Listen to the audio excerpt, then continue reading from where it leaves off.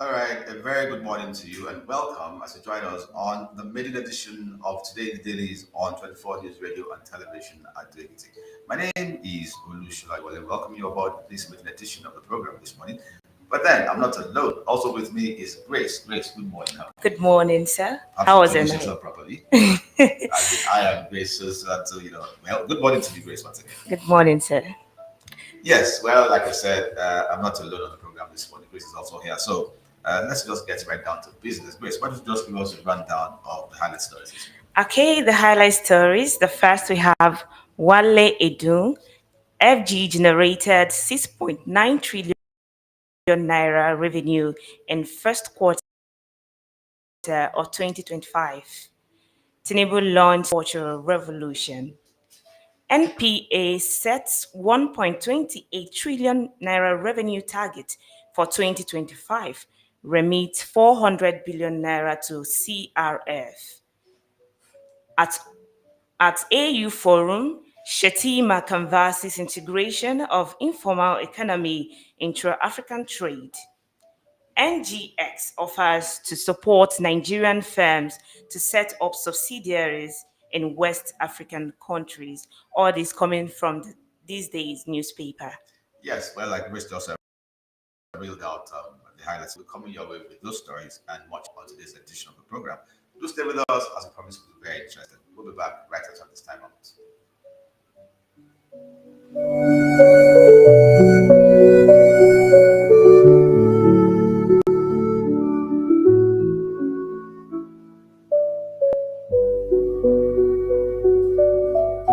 you for story. This time.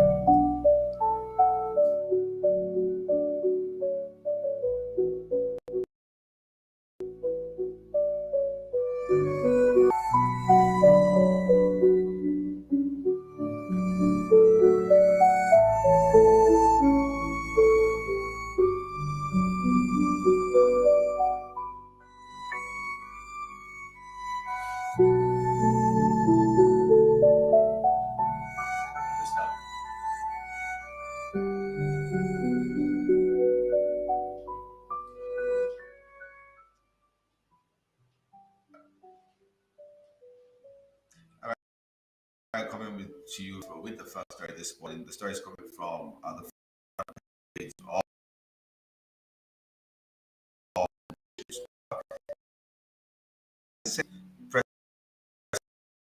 President of his administration secretaries of structural development in all parts of the country.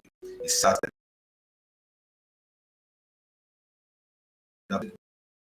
especially in the hinterland. Speaking on Monday at the inauguration of the newly 10 kilometers High Town Road in the Quality Area Council of the Federal Capital FCT, President Tinubu reaffirmed to equitable development and national integration. For more on that story, you can check it out on the front page of the Nation this morning. Over to you, Grace. Yes, and from this day newspaper, the Minister of Finance and Coordinating Minister of the Economy, Mr. Wale Edu, revealed yesterday that the federal government revenue stood at 6.9 trillion naira in the first quarter of 2025. The figure represents a 40% year, 5.2 trillion naira posted in the corresponding period of 2024. For more on this, you can check this day newspaper. And moving on to the story this morning, still coming to you from the Nation newspaper. Africa's largest rare earth minerals project births in Nigeria. That's a particularly good one. And the story goes thus: a $400 million foreign direct investment (FDI) to build Africa's rare earth and critical minerals plant will enjoy full support, the federal government has said. The plant minerals development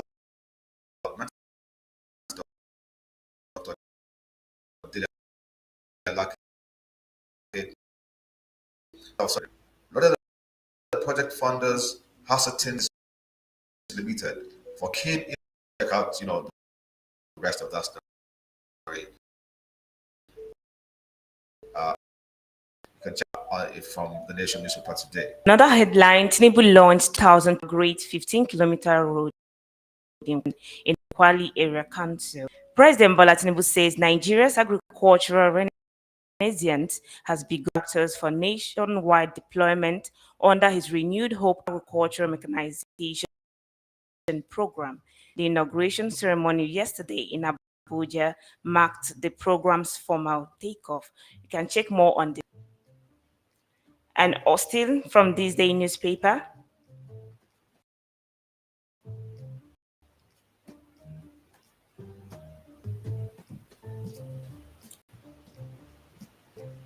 Well, let's very quickly take one here. It's moving away from Nigeria about major event happening that is affecting the rest of the world, should I say the entire world, and that's the ongoing war between Israel and Iran. It says they are updated. Oil prices fall 5% after Israel, Iran agreed to ceasefire proposal. Well, that's good news if you ask me, because yes. things were really getting out of hand. Well, you can get the rest of that story from the Vanguard newspaper this morning.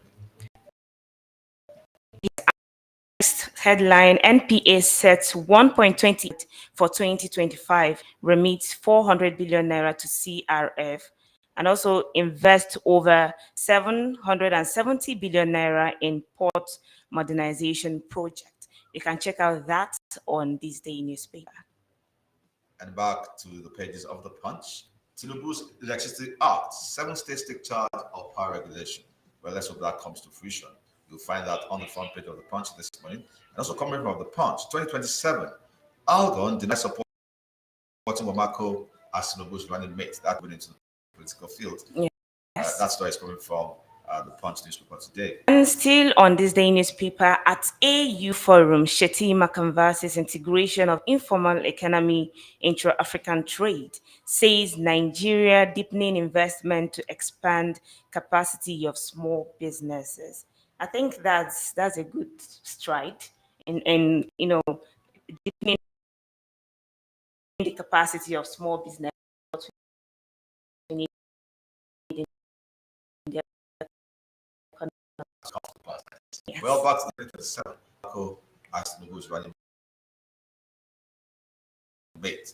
Don't forget that Tinubu actually has the person of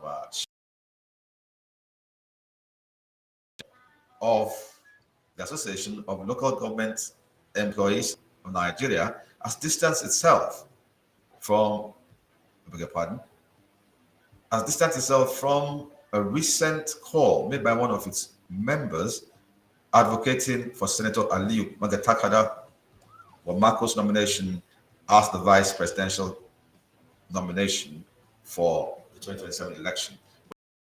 Well, you can check out more of that story from the Punch this morning. This day, the Nigerian Exchange Group (NGX) has expressed readiness to assist Nigerian companies with plans to countries, noting that any initiative that aims to unite the sub-region and the economic and commercial ties across the region was welcome. You can check more of that on this day newspaper.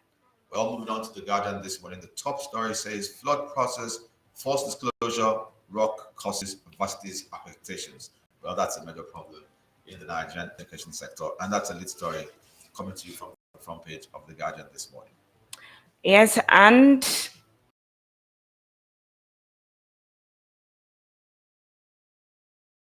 Lagos Properties urges Nigeria to exploit $114.18 billion global plastic recycling industry. The Manufacturers Association of Nigeria (MAN) has decried the proposed implementation of the ban on single-use plastics, which is scheduled to take off from July 1st, 2025, calling on the Lagos State Ministry of Environment to abandon the move. The association said the implementation of the ban would be a move in the wrong direction and one that was riddled with needless and potentially adverse economic and social impact on the state and the country. We're also talking about the person of the president of the Federal Republic, Bola Ahmed Tinubu. There's a story here coming from the inside pages of the Guardian that says Tinubu can't win 20.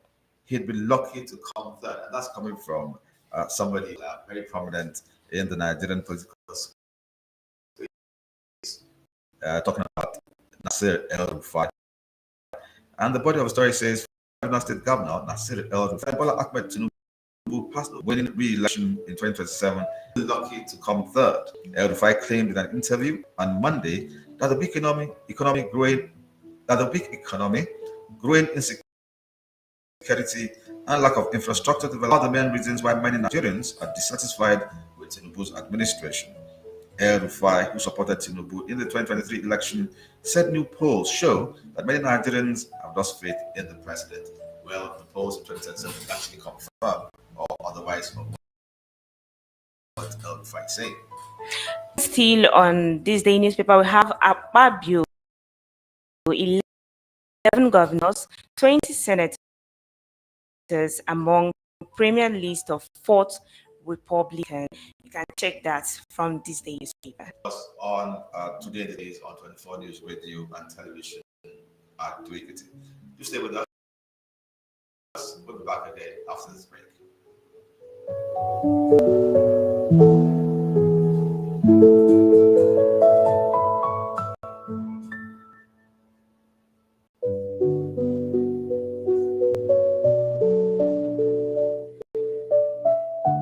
Yes, I'm sorry.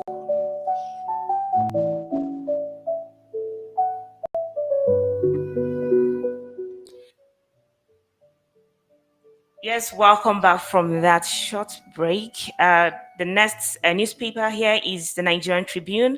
Here it says FG says Abuja is safe, dismisses U.S. Embassy security advisory. The federal government of Nigeria has dismissed the latest security advisory issued by the Embassy of the United States, restricting its staff and their families from non official travel to military sites or other government facilities in the Federal Capital Territory, Abuja. The Minister of Information and National Orientation, Mohammed Idris, in a statement on Monday said that while the federal government recognizes and respects the right of foreign missions, including the U.S. Embassy, to issue travel advisories to their citizens, it is important to state categorically that Abuja remains safe for citizens, residents, and visitors alike. All right, on to a story that concerns each and every one across the length and breadth of the country presently, talking about the price of petrol, the pump price of petrol. There's a story from the Punch that says petrol hits 955 naira per liter as marketers NNPCL raise prices.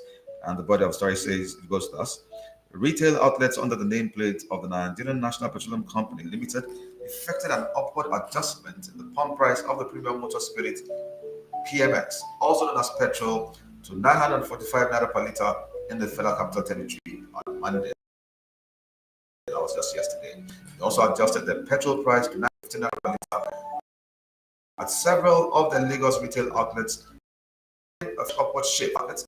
The latest increase marks a fresh spike of 45 naira and 35 naira in Lagos and Abuja, respective prices of 870 naira, 910 naira per liter. For more on that story, check it out on in the Punch newspaper this morning. Okay, and from the Nation newspaper, Africa's largest rare earth minerals project birth in Nigeria, set to give 100 jobs to set to create 100 jobs for citizens. I think that's something that it should be encouraged. Job opportunities by industries, and groups in the country. Yes, moving on to the health sector, to the Oni of Ife. It says Oni of Ife endorses nationwide measles rubella vaccination campaign. That's coming from the Punch as well, and the story goes thus. The Oni of Ife, Oba Adeye Uwisi, has expressed his support for the National Measles Rubella Vaccination Campaign. The news agency of Nigeria, NAD, reports that the federal government will launch a nationwide measles rubella vaccination campaign in October. Ogunwusi, who played while briefing newsmen in Abuja, also called for mass mobilization for the exercise. He said that the campaign will be anchored by the National Primary Healthcare Development Agency along with other health stakeholders. It is an exercise that every Nigerian must support and key into. Well, if you ask me, that's a very important story coming out from the Punch this morning. I'd like each and every one of you to check it out from the Punch. And then from the Leadership newspaper, 2027 X8 Baba Ahmed observes cracks, slams coalition. Political advisor to President Bola Tinubu in the Office of the Vice President, Dr. Hakim Baba Ahmed, has lambasted the ongoing aimed at ousting the president in the 2027 general election. He described the movement as disappointing, self-serving, and lacking in national vision. For more on that, check the Leadership newspaper. Yes, we're now moving on to another story from The Guardian. And this time, this is a story that I like everybody to, comment upon or contribute this morning. It says, police not aiding abetting election malpractices. And that story is related to the Inspector General of Police, IGP Egbeto. Well, we'll open the pod very shortly, and you can call in and give us your opinion about that statement. It says again, police not aiding abetting election malpractices, IGP Egbeto. And like I said, that story is coming from the pages of the Guardian this morning. When the pods are thrown open, that's the issue, leaving open for discuss this morning. Grace. Yes, still from the newspaper, Northwest governors meet CDS to strengthen regional security. In a renewed push to tackle insecurity in Nigeria's Northwest region, the Katsina State Governor and Chairman of the Northwest Governors Forum, Malam Diko, led a high-powered delegation of Northwest governors and representatives to a strategic closed-door meeting with the Chief of Defense Staff, General Christopher Musa, at the Defense Headquarters in Abuja. For more on that, check the Leadership newspaper. Right, on to the body of the story. I read the highlight earlier on. It says, police not aiding abetting election malpractices, IGP Egbeto. Inspector General of Police IGP Khaled Egbeto has strongly denied allegations that the police encouraged election manipulation in the country. Speaking at the third National Democracy Stakeholders Summit in Abuja on Monday, he described the allegation as unfair and baseless, adding that the police would continue to remain impartial during elections.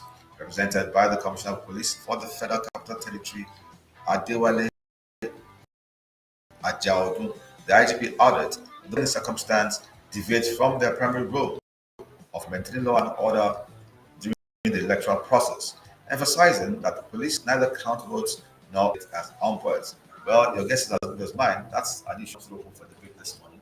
We all had our own various experiences when it comes to elections and the role of the police. So, that's the best. All right, the next headline says AMAC 2026. APC aspirant demand immediate election of delegates Congress. A group of 7 aspirants of the All Progressive Congress APC in the Abuja Municipal Area Council AC forthcoming have called for the immediate and total cancellation of the fraudulent delegate Congress held on 21st June 2024 across the 12 wards of AMAC. For more on that, check the Leadership newspaper.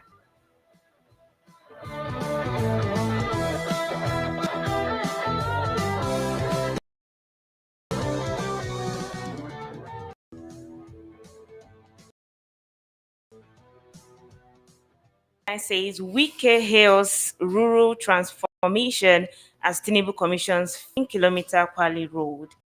Minister of the Federal Capital Territory, Nyesom Wike, has described the newly constructed 14-kilometer A2 junction to town in Kwali Area Council as a landmark achievement in rural infrastructure development. During yesterday's commissioning of the project by President Bola Tinubu, Wike also said that the project is personally significant. How he had personally persuaded the president to witness rural transformation firsthand. For more on that, check the Leadership newspaper. Today, there's another one that has to do with this. Avoid government buildings, military sites, U.S. issues secret money. Well, that's a direct threat coming from the United States of America to another sovereign nation, Nigeria. The United States mission in Nigeria has issued a special warning to American citizens to avoid non-essential visits to government and facilities in Abuja, the Federal Capital Territory. This advisory indicates concerns over potential threats but does not provide specific details. The warning was made public on Monday, emphasizing the importance of vigilance in the current security climate in Nigeria. Source, and that's coming to you from Politics Night's publication for today.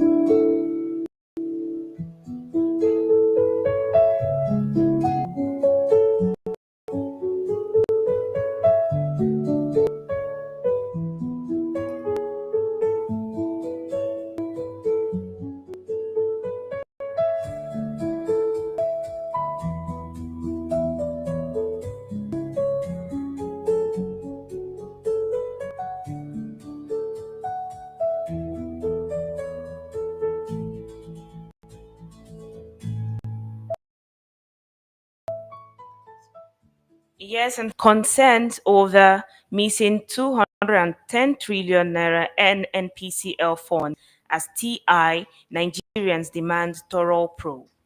Again, the financial transparency of the Nigerian National Petroleum Company Limited is under public scrutiny over missing 210 trillion naira in 2017 to 2023 audited Wednesday last week at a session of the Senate Committee on Public Accounts chaired by Ali Wadada.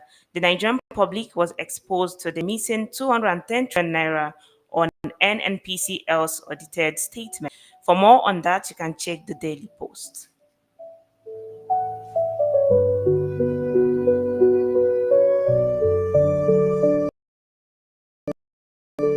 Well, we're still waiting for talking about the issue of the day. Saying the police do not aid and abet cases. Like I said, your guess is as good as mine. I want you to talk about your own personal experience, if any, or you want to raise eyebrows. Now is the time to do so. And the number to call 39105302. Once again, the number is 105302. Program is still very much today. In the dailies coming to you from the stables of 24 News Radio and Television. Yes, while we wait for your call, let's take one more from the Daily Post. Coalition Nigeria targeted fund by urban bandits. We must remove them. El Rufai. A former governor of Kaduna State, El Rufai, has said leaders coming together to form the anti-coalition are all focused on one target. According to El Rufai, Nigeria is targeted for destruction by a collection of urban bandits. El Rufai stated this during an interview on Arise News on Monday evening. You can check more on that story on Daily Post.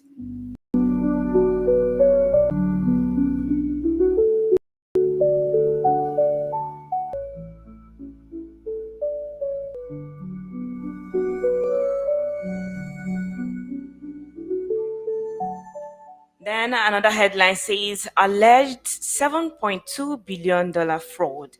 EFCC arrest former NNPCL top official. The Economic and Financial Crimes Commission, EFCC, has arrested an ex chief financial officer of the Nigerian National Petroleum Company Limited (NNPCL), Umar Issa, over alleged $7.2 billion fraud linked with the rehabilitation of the Kaduna, Warri, and Port Harcourt refineries. The anti-graft agency also apprehended one Jimo Olasukomi, a former managing director of Warri Refinery. For more on that, check the Daily Post. And now moving on to the first in this morning. Here's a story that will interest practically everyone across the globe. Trump announces total ceasefire between Israel and Iran. After all, the casualties were rising and very high, and people started asking questions: was that particular war, really worth it?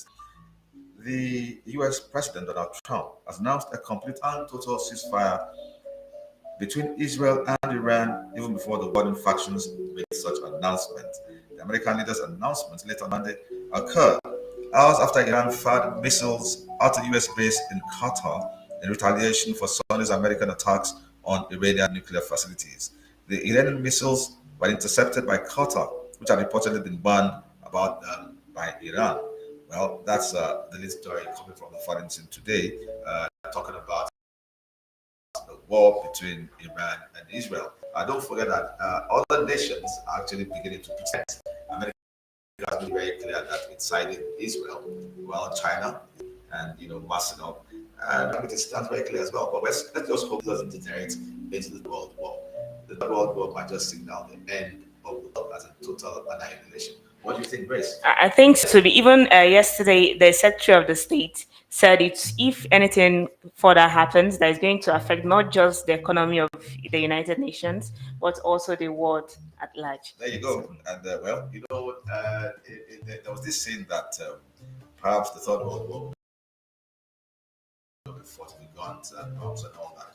But it's not. Now I don't know what is going to lead to next. The whole thing is about empowerment. Who really needs nuclear power?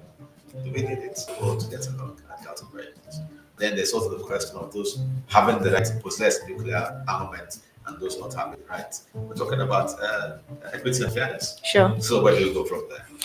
All right, still from the foreign scene, UN strongly condemns the Damascus church bombing as death toll rises to. The United Nations has condemned a suicide bombing on Sunday at a Damascus church that killed 25 worshippers, including women and children, during Mass. For more on that, you can check the Vanguard newspaper. Yes, before we wrap it up and tight on today, this story is from the sports segment of the daily. And of course, the major story that we would like to take this morning has to do with leading star in the world of football, talking about Osimhen. It says they are to weekly, not 300,000 pounds. So I presume amount of money to earn on a weekly basis. 200,000 pounds is Sure. Victor Osimhen is willing to accept a weekly wage of just under 200,000 pounds at Manchester United. Contract cost he wants 300,000 pounds per week, according to transfer expert Fabrice. The clarification comes amid speculation as I'm reluctant to meet the Nigerian striker's supposed wage demands as they look to trade United's floated bill.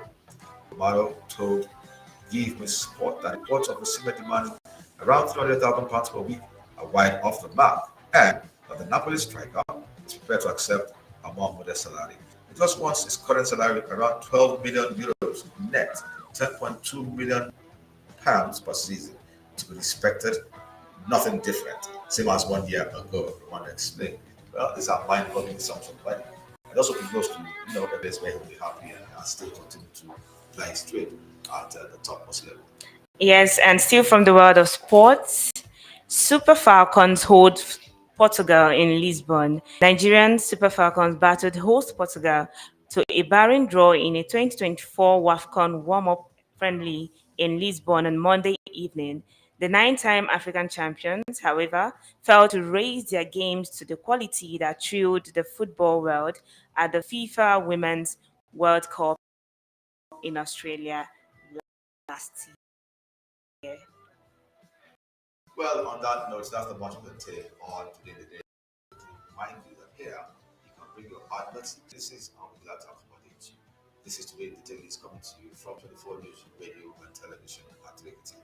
Let's also tell you that from today, God willing, we will come your way every morning at 8 o'clock on the dot, Mondays through Friday. Thanks so much for staying with us. My name is still very much Olushola Wale, and from my colleague. Grace Wanfo, do have a lovely day and ensure you drink water and then stay healthy. Well, I'll ask you to ensure you stay tuned to 24 News Radio and Television and do every other thing you need to do. Good morning. Good morning.